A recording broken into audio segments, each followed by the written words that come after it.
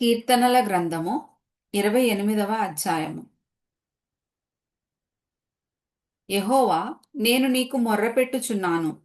నా ఆశ్రయదుర్గమా, మౌనముగా ఉండక నా మనవి ఆలకింపుము. నీవు మౌనముగా నుండిన ఎడల నేను సమాధిలోనికి దిగువారి వలె అగుదును. నేను నీకు మొర్రపెట్టునప్పుడు నీ పరిశుద్ధాలయము వైపునకు నా చేతులనెత్తునప్పుడు నా విజ్ఞాపన ధ్వని ఆలకింపుము. భక్తిహీనులను, పాపము చేయువారిని నీవు లాగివేయునట్టు నన్ను లాగివేయకుము. వారు దుష్టాలోచన హృదయములో నుంచుకొని తమ పొరుగువారితో సమాధానముగా మాటలాడుదురు.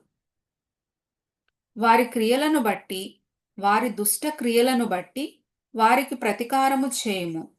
వారు చేసిన పనిని బట్టి వారికి ప్రతీకారము చేయుము. వారికి తగిన ప్రతిఫలమిమ్ము. యెహోవా కార్యములను వారు లక్ష్యపెట్టరు, ఆయన హస్తకృత్యములను వారు లక్ష్యపెట్టరు. కావున ఆయన వారిని వృద్ధిపరచక నిర్మూలము చేయును. యెహోవా నా విజ్ఞాపన ధ్వని ఆలకించి ఉన్నాడు.